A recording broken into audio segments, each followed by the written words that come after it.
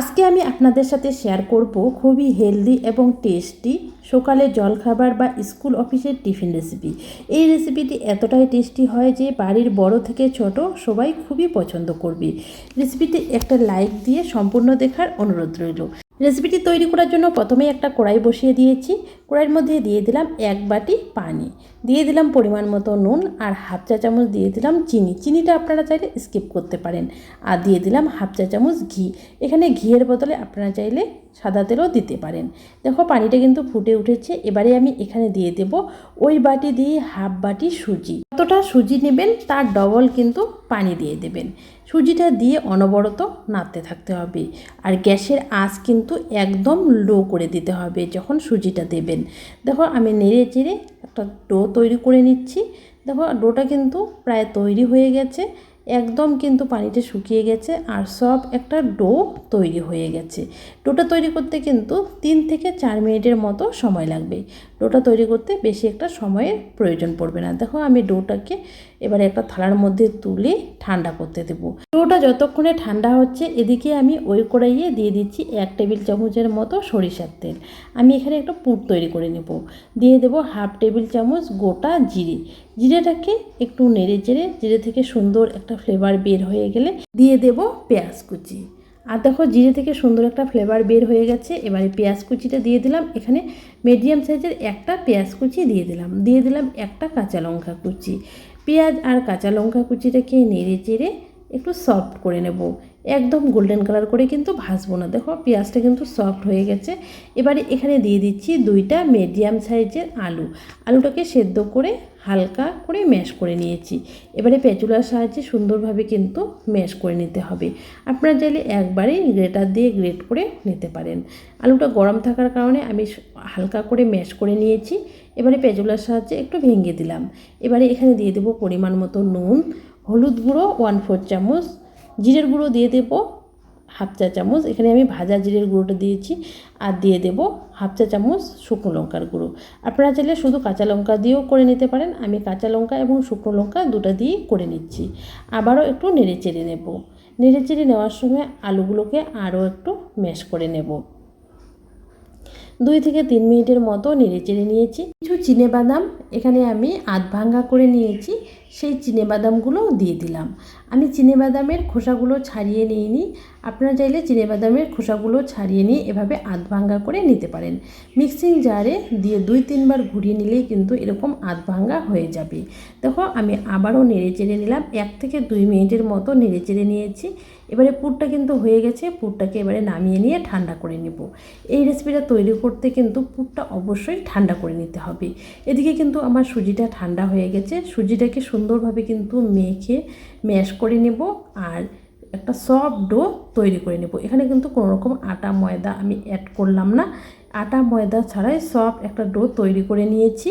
এবারে এই ডোটা থেকে আমি 2টা লেচি কেটে নিচ্ছি। বড় করে লেচিগুলো কেটে নিয়েছি। এবারে একটা নিয়ে নিচ্ছি রুটি বানা চাকলার উপর থেকে কিছুটা পরিমাণ আটা ছিটিয়ে নিচ্ছি। নিয়ে এবারে আমি বেলে নেব। আপনারা চাইলে তেল দিয়েও কিন্তু বেলে নিতে পারেন। আমি একটু উপর থেকে আটা ছিটিয়ে বেলে নিচ্ছি। দেখো সুন্দরভাবে কিন্তু একটু মোটা করে বেলে নিতে হবে। দেখো একটু মোটা করে কিন্তু আমি রুটিটাকে বেলে নিয়েছি। এবারে আমি সাইডগুলো কেটে নেব। একটা ছুরির সাহায্যে সাইডগুলো কেটে নিচ্ছি। আমার এই রেসিপিটা আপনাদের যদি ভালো লাগে প্লিজ একটা লাইক দিয়ে কমেন্ট করে জানাবেন। আর প্রতিদিন নতুন নতুন রেসিপি পেতে চ্যানেলটাকে সাবস্ক্রাইব করে পাশে থাকা বেল আইকনটা ক্লিক করে নেবেন নতুন রেসিপির আপডেট সবার আগে পাওয়ার জন্য। এবারে মাঝখান থেকে আবারও কেটে নিচ্ছি। আর দেখো বন্ধুরা, রুটিটা কিন্তু এরকম মোটা করেই বেলে নিতে হবে। আর সাইডের অংশগুলোকেও আমি আবারও বেলে নেব। সাইডের যে কাটা অংশগুলো আছে সেগুলো কিন্তু বেলে নেব। আর এখানে আমি কিছুটা পরিমাণ করে আলুর পুর দিয়ে নিচ্ছি। দিয়ে এবারে সাইডগুলো দিয়ে সামান্য একটু করে পানি লাগিয়ে নেব। তাহলে কিন্তু জয়েন দেওয়ার সময় কোনোভাবেই কিন্তু খুলে আসবে না। সুন্দরভাবে পানি লাগিয়ে দিয়েছি। এবারে এভাবে একটা সাইড নিয়ে এভাবে চেপে চেপে দিতে হবে। সুন্দরভাবে মুখটাকে এভাবে জয়েন করে নেব। মুখটা জয়েন করে নিয়েছি। একইভাবে আরেকটা তৈরি করে দেখিয়ে দিচ্ছি। এবারে আমি এটা ডিজাইন তৈরি করে নেব। ডিজাইন তৈরি করার জন্য আমি একটা কাঁটা চামচ নিয়ে নিয়েছি। কাঁটা চামচের সাইড দিয়ে এভাবে দাগ কেটে নেব। আলতো হাতে কিন্তু দাগটা কেটে নিতে হবে। এই কাজটা কিন্তু খুব সহজে আপনারা বাড়িতে তৈরি করে নিতে পারেন। আর এই কাজটা না করলেও কিন্তু আপনারা এই রেসিপিটা তৈরি করে নিতে পারবেন। এটা দেখতে সুন্দর লাগবে, সেই জন্যই কিন্তু আমি এভাবে দাগ কেটে নিয়েছি। আপনারা যদি এইভাবেও তৈরি করে খেতে চান খেতে পারেন। এবারে সুন্দরভাবে আমি ফুটো করে নিচ্ছি। দেখো, কাঁটা চামচের সাহায্যে এভাবে ফুটো করে নিচ্ছি। আর দেখো দেখতে কতটা সুন্দর হয়েছে।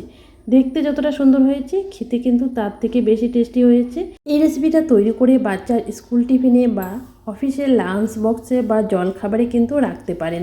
যেমন হেলদি তেমন কিন্তু টেস্টি। যেহেতু সুজি দিয়ে তৈরি সেক্ষেত্রে কিন্তু অনেক হেলদি।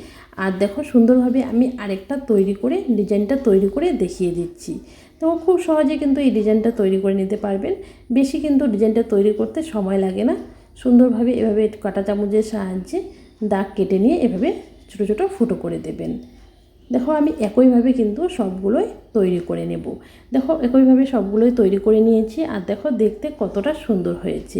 এবারে আমি এগুলোকে ভাপিয়ে নেব। আপনারা চাইলে এগুলোকে তেলে ভেজেও কিন্তু খেতে পারেন। আমি হেলদিভাবে তৈরি করছি, সেজন্য কিন্তু আমি একটা এরকম ছিদ্রযুক্ত পাত্রের মধ্যে সামান্য একটু তেল ব্রাশ করে নিয়ে ভাপিয়ে নেব। এভাবে তেল ব্রাশ করে নিয়ে ভাপিয়ে নিলে যখন আমি নাস্তাগুলো তুলে নেব তখন কিন্তু সুন্দরভাবে উঠে আসবে। দেখো ভাপানোর জন্য কড়াইয়ে কিছুটা পরিমাণ পানি ফুটতে বসিয়ে দিয়েছি। এবারে আমি চালনিটা বসিয়ে দিয়ে 5 মিনিটের মতো ভাপিয়ে নিয়েছি। এবারে এগুলোকে নামিয়ে নিয়ে ঠান্ডা করে নেব। দেখো আমি জলখাবার বা টিফিন রেসিপিটা ঠান্ডা করে নিয়েছি। আর দেখো দেখতে কতটা সুন্দর হয়েছে। আর ভেতরটাও দেখিয়ে দিচ্ছি। ভেতরটাও কিন্তু পুড়ে ঠাসা। বাড়িতে অবশ্যই একবার হলো ট্রাই করে দেখবেন। একবার তৈরি করে খেলে বারবার খেতে ইচ্ছে করবে। বাড়িতে তৈরি করলে কমেন্ট বক্সে জানাতে একদম ভুলবেন না খেয়ে আপনাদের কেমন লেগেছে। ধৈর্য সহকারে সম্পূর্ণ রেসিপিটা দেখার জন্য অসংখ্য অসংখ্য ধন্যবাদ। আজকের মতো এখানেই বিদায় নেব। বাই বাই বন্ধুরা।